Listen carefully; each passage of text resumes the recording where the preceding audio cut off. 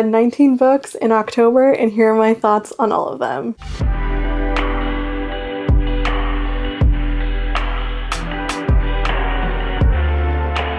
Hello everyone, welcome back to another monthly reading wrap-up. Today we're talking about all the books that I read in October. I feel like this was a pretty good reading month. A lot of solid reads, got through a bunch of anticipated novels that I had for 2025. I can't believe it's already November and the year is basically over. Where did the time go? I feel like there's still so many books that I wanted to get through before the end of the year. But let's jump into some quick statistics. I didn't really get the time to do the detailed statistical analysis of all the books that I read this month, but I will read off some stats from my story graph. This month I read 19 books as mentioned in 6,612 pages. I listened to 157 hours, which I feel like is on the higher end. 68% of the books that I read this month were on audio and 32% were on print. I did also feel like I got through a good chunk of my physical TBR this month, so I am very proud of myself. But let's start with the first book that I read this month. We have Love at First Fright, which I did on audio. I think I did Nadia Alfassi's first book, Best Hex Ever, on physical, but I decided to pick the audiobook of this up, and I feel like it was the perfect read for October if you're looking for something that has a lot of romance but also has like a spooky paranormal aspect, but like obviously not very scary at all. This book in particular follows an author whose book is being adapted for either a movie or a TV show, I can't remember, and she's invited to the set of production, but she can't stand the actor that they chose to play her lead hero. That guy is not who she envisioned at all, and she just like really hates the fact that he's even on the production. She feels like he doesn't fit the role at all. And so when she gets to set, she and the lead actor just like immediately get off on the wrong foot. She obviously hates him, and the lead actor also doesn't realize that she's the author and kind of like orders her around on set, which doesn't look great. Eventually though, as filming continues and they spend more time on set together, they start to feel this chemistry between them. Also, while all this is happening, our main character, the author, has the ability to see ghosts, and so she sees a bunch of like ghosts kind of on set wandering around, a lot of people who have like unfinished business and haven't fully crossed over to the other side. So that's the paranormal aspect of this book. Again, very low stakes, still a very cozy romance. I actually would say that this romance is pretty high heat. Some of the scenes here were a little steamy, but yeah, a very quick fun read if you're looking for a romance that has a bit of a paranormal twist. My next read was one of my like most anticipated reads of 2025, and it was Reasons We Break by Jasmine Gordeo. This is Jasmine's sophomore novel, and it's very different from her debut. Her first book was TJ Power Has Something to Prove, which is your typical YA rivals to lovers rom-com. It's one of my favorites though, and because I love that book, I knew that I would love this one. This book is also set in the same universe, so you see the characters from TJ Power make an appearance here, but it's very funny because this book, the vibes could not be more different. Like TJ Power is probably something in the realm of Never Have I Ever, and this is probably something like Deli Boys on Hulu, that TV show that came out this year, mixed with All My Rage by Sabaa Tahir. So the vibes are definitely way more serious, but this follows two Punjabi Canadian teens, Simran and Rajan. Rajan is the community's bad boy. From a young age, he had trouble focusing on school, and he kind of gets roped into this local gang called the Lions. His mom also passes away, and that just adds on to this like pressure and depression that he's facing. In 8th grade, I believe, Simran gets assigned to him to be his private tutor, and they kind of get off on the wrong foot, but Simran's determined that he can push through and that he's actually a very capable kid. Over time, throughout the school year, the two of them form this bond. Then we skip to, I want to say like late high school. Rajan is trying to escape the Lions, but is having a lot of trouble because they keep pulling him back in, and Simran is volunteering at her local Gurdwara, which is basically the temple for Sikh people. They cross paths again when Rajan is assigned to also do some community service hours for his probation, and Simran sees him there, and they kind of like reunite after a few years. And that's when Simran finds out that Rajan is trying to get away from the Lions, but they keep pulling him back in, so she volunteers to be their bookkeeper as long as they keep him out of trouble. She's super good at math, right? She was Rajan's math tutor, and so she knows that she can keep track of all of the drug trades that they're doing and make sure that people aren't, you know, like pocketing money on the side and stuff like that. But of course, as they hatch this plan, the two of them get tangled further into the Lions. This plot was so exhilarating. I was so nervous the entire time that things would go south for Rajan and Simran, so I was just like on the edge of my seat the entire time. Like my heart was beating so fast. It's also such an interesting depiction of the immigrant community, specifically the Punjabi Canadian community. I feel like typically in Western media, you see these stereotypes of Indian diaspora being these like perfect,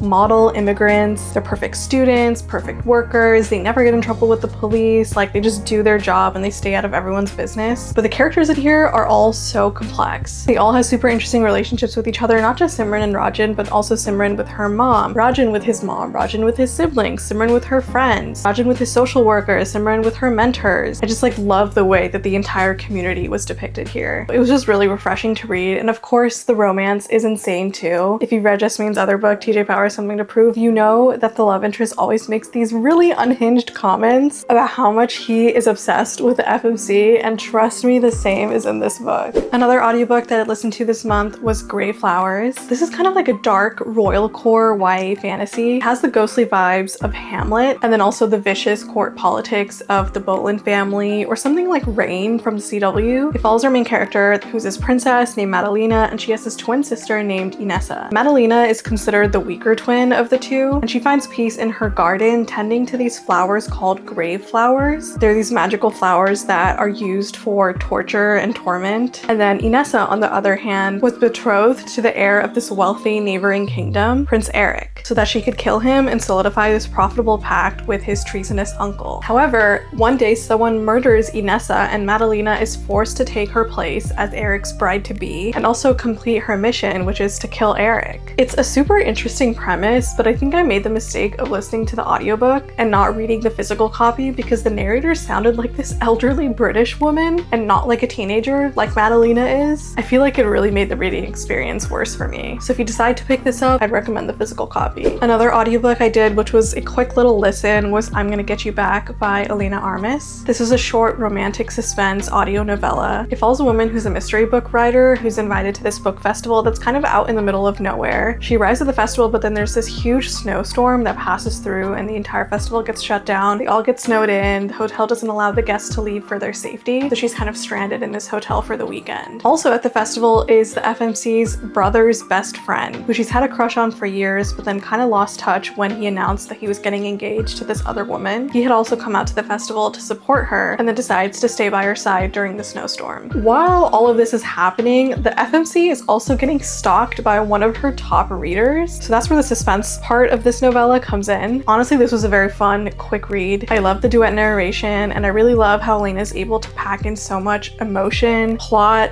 suspense, and conflict into such a short novella. I also really love the brother's best friend trope, so I was eating up all of those scenes. Of course, because they're like stranded and snowed in at this hotel, there's a lot of tension and forced proximity with them. So if you're looking for a quick romantic suspense novella, I definitely recommend listening to this. I believe it's available on Spotify and potentially other audio platforms as well. The next book that I read was Isn't It Obvious by Rachel Runia Katz. This is a contemporary romance, and I've definitely enjoyed Rachel's previous books before, and I was really excited for this because the premise sounded so wild. I think she promotes her books as trom-coms, or maybe trom-rom-coms. I'm forgetting the exact word. But basically, her romances have a lot of feelings, not necessarily because they're like super sad or like something devastating happens in the events of the book, but because her characters unpack a lot of emotional trauma throughout the plot of the novel, whether it's like family situations, breakup, friendships, things like that. This one also definitely made me cry, and again, not because it's actually sad, because I was really empathizing with the characters and some of their like traumatic backgrounds that they were experiencing. This book follows our main character Yael, who is a high school librarian and also a podcaster on the side. She runs this podcast called The Sophomore Agenda, where she basically goes on this podcast and critiques a bunch of books that are typically on high school English curriculum. So books like The Catcher in the Rye, The Great Gatsby, things like that. The book opens up with a scene where she's sleeping in bed and she hears a noise, and when she opens her eyes, she sees her roommate's one-night stand trying to escape their apartment by climbing through her bedroom window to go out into the fire escape. And she's like, what the heck? And gets super mad at him because he's basically ditching her roommate and like not telling him that he's leaving. His name is Ravi, and the next day when she shows up at work, Ravi is there volunteering to help her co-run the queer student book club that is held at the high school she teaches at. But because of friend code, she's like, yeah, I don't like you. I'm only allowing you to be here because you genuinely care about all the queer kids who are looking for queer representation in the books that they're reading. Now, at the same time, remember, she also runs a podcast on the side, right? And so she's looking for a new editor to help her edit the podcast. Her friend connects her with this guy named Kevin who can help her edit them, and they start exchanging emails about the podcast. But soon their emails about the podcast start turning into emails about how their day is going, things that they're going through, seeking advice from each other, and comfort and friendship, and eventually something more. But little does Yael know that Kevin is actually Ravi and that they're like literally the same person. So she's been falling for him over email while hating him in real life. So it has hidden identities in the You've Got Mail trope, where the two characters are anonymously writing letters to each other and falling in love without realizing that they know each other in real life. I really love this trope. It's one of my favorite subtropes in romance. I think it was done really well here. I also loved the found family that's included in this book, as well as the queer representation. Both Yael and Ravi are bi, I believe, and also the cultural and religious representation. Ravi is Indo-Trinidadian, which you don't really get to see in a lot of romance books, and then Yael, like all of Rachel's FMCs, is Black and Jewish. The romance is super tender and emotional. I highly recommend reading this, especially if you've been feeling like all of the romances you've been reading lately are kind of the same. This one felt very refreshing to read. Now, speaking of romances that feel like every other romance book that you've been reading lately,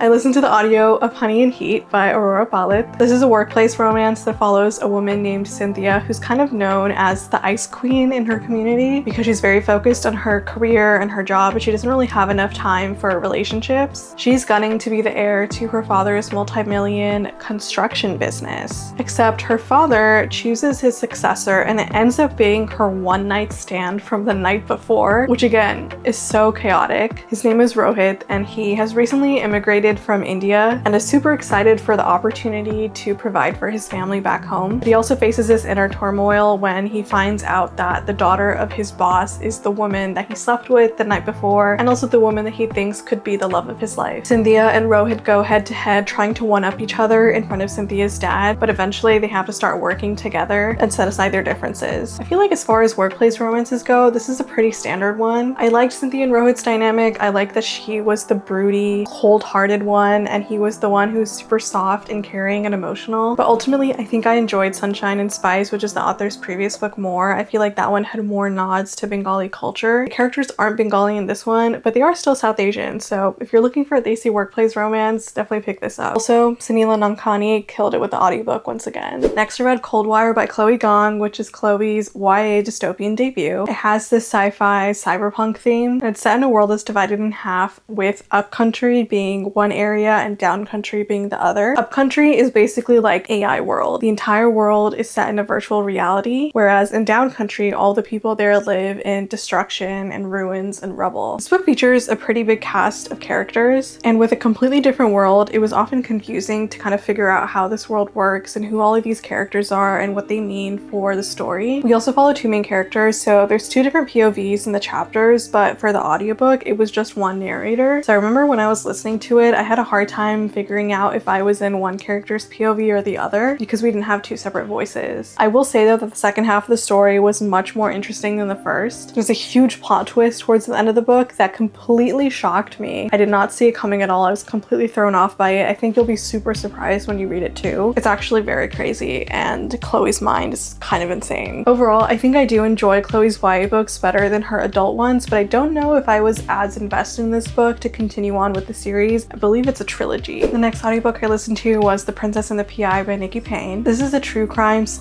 romantic suspense novel that follows a private investigator named Maurice. He's been trying to find this one case that will reignite his passion for solving cases after he accidentally let the culprit go in one of his previous cases in the past. One day he teams up with this amateur online sleuth named Fiona who's trying to clear her name and take down this shady tech startup. The two of them work together on these late night stakeouts, interrogations, and some dangerous corporate espionage. And it's really funny because the main murder that takes place in this novel takes place in the same hotel that ApollyCon is held at. ApollyCon is like one of the book festivals that happens each year. It's one of the bigger ones. And so it was just like really funny listening to this case be held at the hotel that I've actually stayed in and just like recognizing all of the areas of the hotel that they mentioned. I don't know, it was just very funny to me. Speaking to the romance though, I really liked all of the tension moments that naturally naturally came when Maurice and Fiona were kind of in the same room working together. It's always super fun when you have two characters who are kind of trying to complete this mission but then also keep their feelings out of it. I will say the male narrator for this book had a really soft voice, so I had to slow down the audio when it was his chapter so that I could understand what he was saying, but I really like the female narrator for Fiona. If you like this like noir feeling of true crime paired with a pretty steamy romance, I think you'll really like this. And of course, Nikki Payne is hilarious, and there's so many comedic moments in this book that really made me laugh as well. Another romance audiobook I listened to this month was Julia's Song is Undateable by Susan Lee. This is Susan Lee's adult rom-com debut that follows Julia Song, who's the CEO of this huge K-beauty brand. She's completely focused on her company and doesn't really spend that much time dating or doing anything really outside of work. But one day her grandmother drops the bomb that she's sick and that her dying wish is to see Julia get married. So Julia asks for her family's help to set her up on dates to fulfill her grandmother's dying wish, but all of these dates go terribly bad for one reason or another. Our love interest, on the other hand, is Tay, who is currently unemployed and living in his parents' basement. His father is ill, so he's staying home to help take care of him, and he kind of just does these odd jobs as a handyman around the Korean American community in SoCal. He and Julia also grew up together, so they know each other from childhood, and Tay has always kind of had a crush on her, but Julia has never really picked up on it. Tay also has this very weird luck where every single person that he dates ends up finding their soulmate after they date him. So Julia asks him to be her dating coach and help her go on these practice dates to get into the flow of going on dates, and the more they spend time together, the more they catch feelings. I really liked how much of this book focused on the dynamic of Asian immigrant families. I feel like you can really see in this book how well connected the Asian community is, especially when it comes to community care and helping each other out during a time of need. I feel like it's a quality that many immigrant communities really value that is not commonly found in the US otherwise. The romance is also very cute. I really like how the audiobook narrator portrayed Tay's voice. You can really feel the chemistry between Julia and Tay through the narration, even though it's just one narrator. This is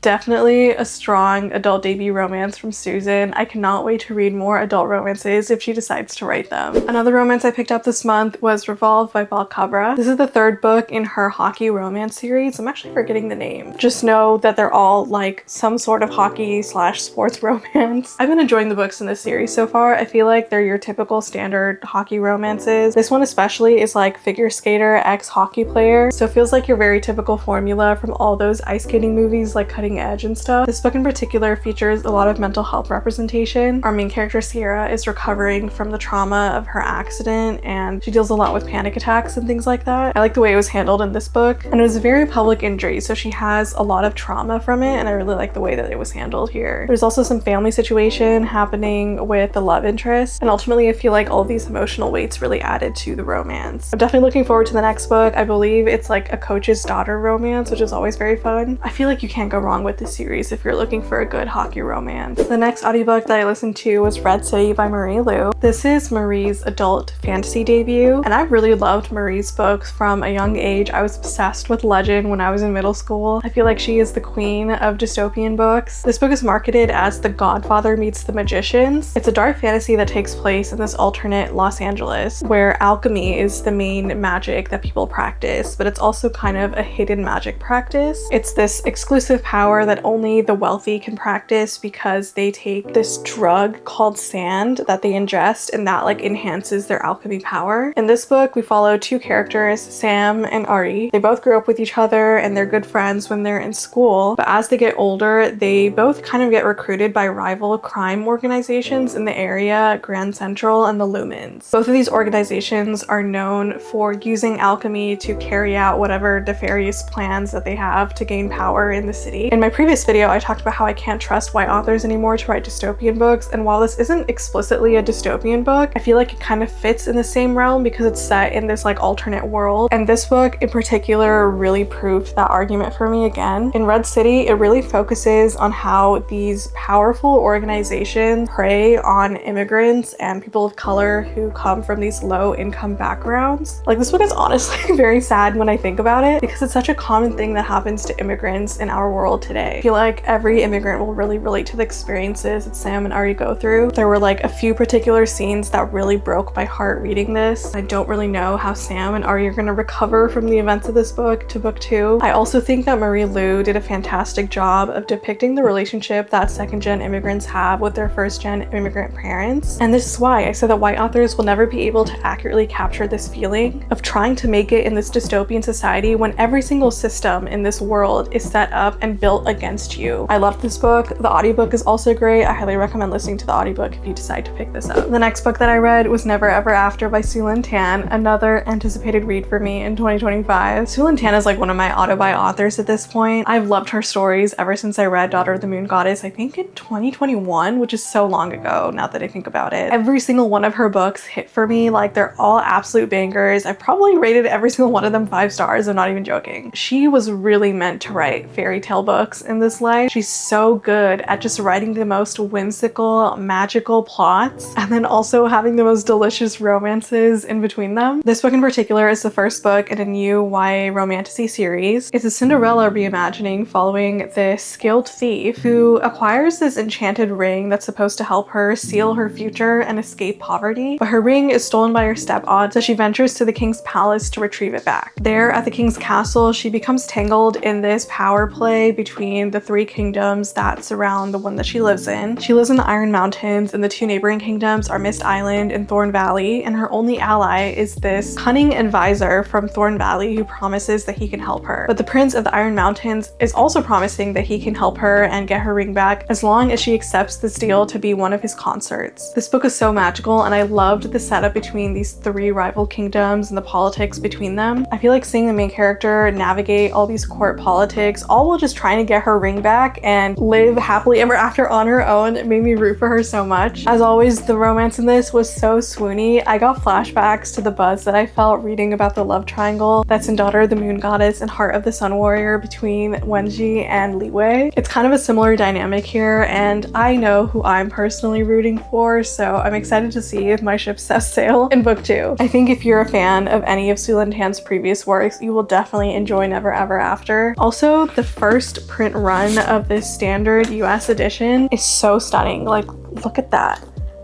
That's incredible. Another audiobook that I listened to this month was It's Different This Time by Joss Richard. This is a romance that's set in New York City, and I really feel like it's a love letter to the city. It also has dual timelines because the main romance trope in this book is second chance. It follows this girl who has come back to New York City after living in LA for a few years because her landlord has passed away, and in his will, he has left the brownstone apartment that she used to live in to her and also her roommate. She used to live with this roommate for the few years that she lived in New York before she left for LA, and she caught feelings for him, but they went their separate ways and didn't see each other until she has to come back to New York to settle the legal matters of the apartment. So in the 2 timelines, you see like how they first met and moved into the apartment, started living there, kind of started catching feelings after being friends and roommates, how things kind of broke off between them and why she had to go back to LA. And now that she's back in New York in the present timeline, you see them reconcile and kind of discuss their feelings again. I think one of the main themes of this book that I really loved is the sense of community that you feel when you live in a city like New York. Our main character is an actress. She's been in a couple movies and also on Broadway, and so a lot of this book is focused on the theater community. On the other hand, the love interest is a top chef in the city, and so you get to see a little bit of like the food industry depicted here as well, which is really interesting. But yeah, I really enjoyed this. It's a very cute romance. I think the only thing for me was that the audiobook has a single narrator, and it's kind of hard to figure out if the chapter that you're listening to is set in the past or the present. There isn't a huge distinction in the voice between the 2, so sometimes I would be listening to the events and being like, wait, am I in the past right now or is this happening presently? So maybe you read the physical copy if you pick this up, but yeah, this was super cute. I loved it. Another anticipated read for me was The Isle and the Silver Sea by Tasha Suri. This is a fantasy that's set in an alternate version of Great Britain. It follows a witch named Simran who lives out in the woods, and then a knight named Vina who works for the Queen's court. They're both reincarnations of the knight and the witch, which is this common fairy tale in this world. And in this world, these tales manifest into real people. So the characters from the Knight and the Witch tale manifest into physical versions of Simran and Vina. And this book deals with reincarnation because in this tale, the Knight and the Witch are fated to kill each other in every version. So you see all of these past versions of Simran and Vina that are fated to kill each other and end up completing the tale. But in this version that we're reading about now, Simran and Vina eventually start catching feelings for each other. And so they kind of work together to break this cycle of the tale. And while they're trying to find a solution to break this cycle, they also realize that a mysterious assassin has been targeting tales like theirs, and he's coming for them next. So in order to survive, they have to build this story that is stronger than the one that fate has given them. I didn't know that this book was going to be about reincarnation going into it. I thought it was simply just like a regular fantasy about a witch and a knight falling in love or something. So I was very blindsided by all of the emotional devastation that came with Simran and Veena reincarnating and finding each other again and again in every lifetime. The romance, like all of Tasha Suri's romances, is filled with so much angst, but at the same time is so tender and soft and filled with a ton of yearning. There's also found family, especially queer found family, which I really appreciated. This book kind of shines light on the queer South Asian community and the queer community in Great Britain. I really love how the South Asian representation in general was kind of featured, because even though this book takes place in an alternate England, it kind of discusses holding true to your South Asian identity when you're living in the land of the colonizer and everything. And I feel like it's been kind of reflective of all of the anti-immigrant hatred and politics that have been happening in Great Britain recently. I definitely recommend this if you loved Tasha's previous fantasies. The audiobook also was so great. Hiromi Arcerio, who also narrated the Burning Kingdoms trilogy, narrates this as well, and she does a fantastic job. Another romance that I loved this month was Safety Net by Deanna Gray. This is a hockey romance that follows Lincoln, who has undiagnosed ADHD and is trying to figure out what he wants to do with his life as a senior in college. He's not doing well in his classes, he's not doing well as goalie of the hockey team, and he's not on track to graduate with the rest of his peers. We also have Celeste, who is a musician but suffers from very severe social anxiety. She has a great talent for musical direction and enrolls in this competition to get one of her pieces out. The book takes place over the summer in between semesters, where Lincoln is trying to complete these like community service requirements for graduation, and Celeste is working on this musical. And so when she finds out that Lincoln has this community service requirement, she goes to him and offers the chance to work on her musical and assist her to fulfill that requirement. And so backstory to this is that Lincoln and Celeste met, I think, a year ago or something, and Lincoln was immediately smitten with Celeste, but because Celeste has social anxiety, she didn't really pick up on his feelings. But now that Lincoln will be spending the whole summer with Celeste, assisting her for the musical, he knows that this is his chance to show her how he truly feels. This was such a sweet romance. I really love all the representation that's included. I think Celeste's social anxiety in particular was depicted so accurately. Celeste is also demisexual, which I really appreciate. I feel like there aren't that many romance books that have that kind of representation in them. So I really love Deanna Gray for including these topics. If you're looking for a very quick, cute, sweet, tender hockey romance, definitely pick this up. It also features some of the characters from the previous two books in the Mendel Hawks University series, and it was fun just seeing them all reunite for this book. The next audiobook that I listened to was A Curse of Shadows and Ice by Katharina Mora. This is Katharina's adult romantasy debut. I believe it was self-published a few years ago, and now it's been traditionally published. This is a really good romantasy debut. I don't even know if I would actually call it a romantasy. It's more like a fantasy romance, because the romance is definitely much more prominent than the actual fantasy. This book features an arranged marriage, or like marriage of convenience, and that is also one of my guilty pleasure tropes in fantasy. I love the way that this played out between our two main characters, Felix and Arabella. The tension of them being husband and wife and also working together to help save Felix's kingdom was so good. And they're also trying to like secretly outsmart each other to get their own desired goals for their kingdoms as well. It was great. The spicy scenes were also so crazy. I think if you're craving the typical marriage of convenience formula, you'll really love this. It has that typical dynamic too, where the FMC is the quiet, reserved, timid one, and the MMC is like mysterious and brooding. But then the FMC finds her strength after she gets married to the MMC, and the MMC kind of like scoffs at the FMC at first and doesn't really like her, but then suddenly feels very protective and caring for her. Yeah, you're definitely gonna enjoy this if you like that dynamic. Okay, the sun is starting to set because of daylight saving time, so I'm gonna try to get through the last 3 books quickly. The next audiobook that I picked up was Willing Prey, because again, I wanted this kind of like suspenseful romance for October. I don't really know what to categorize this as. I guess it has a little bit of suspense. The premise sounds like it would be a dark romance, but it actually was more just like a regular romance. It didn't really have that many darker themes. It follows a woman named Claire who is recently divorced from her ex-husband and enters a business arrangement with her ex-husband's coworker, where she acts as his prey for a month when he goes hunting in the woods. So they literally live in a cabin together for a month, and then every few days she'll like go running off into the woods, and then he'll chase her, hunt her down, and eventually have his way with her, if you know what I mean. And yeah, this premise definitely sounds like one you'd expect in a darker romance, but it's actually very sweet and romantic. A lot of this book really focuses on Shane and Claire trying to fight their feelings even though they're in this business arrangement with each other. There's obviously a lot of forced proximity too, because they're living in the same cabin with each other, but it was was fun. I think if you like books like Lights Out by Nevessa Allen, but way less comedic and way less focused on like stalking and stuff like that, I think you'll enjoy this. The last audiobook that I listened to this month was A Worthy Opponent by Katie Robert. This is part of Katie Robert's series where she writes romances where the Disney villains are the love interests. This one in particular follows Tinkerbell and Captain Hook, where Tinkerbell works as a performer at an adult club. She's working at this club to get protection from Peter Pan, who's her abusive ex. One day, Hook visits Tink at the club and offers this deal to her where she can get rid of Peter for good, and that's if she marries Hook. Tink is like, what the heck, I don't even like you like that, but they decide to go with this fake marriage because Peter shows that he's really interested in stealing Tink back for himself and that he's not gonna let her go easily. I've read this exact plot structure in a couple of Katie's books in the past, so it wasn't very new for me, but I think the part that I liked the most was the fact that these were like Disney characters that you're so familiar with, but you see them in a completely non-Disney setting. It's also definitely very high heat. There's also queer representation in every single novel in this series, I believe, which I love. So if you're looking for like steamy retellings of Disney villains, definitely pick this series up. The last book I read this month was All Superheroes Need Photo Ops by Elizabeth Stevens. This again was one of my most anticipated reads after I read All Superheroes Need PR earlier this year. I was so excited for this book and it did not disappoint. It follows a world-renowned photojournalist named Monica and this very popular superhero named Trannis. We've seen them both individually in All Superheroes Need PR, but like never really together. So I was kind of interested going into this book like how the romance would develop. But we find out in the beginning of this book that Monica has had a crush on Trannis ever since she was a little girl. One day Trannis asks her to be his personal PR photographer and she agrees because she's so starstruck. As he spends more time with Monica, he can't resist the attraction that he feels for her. There are scenes in here that truly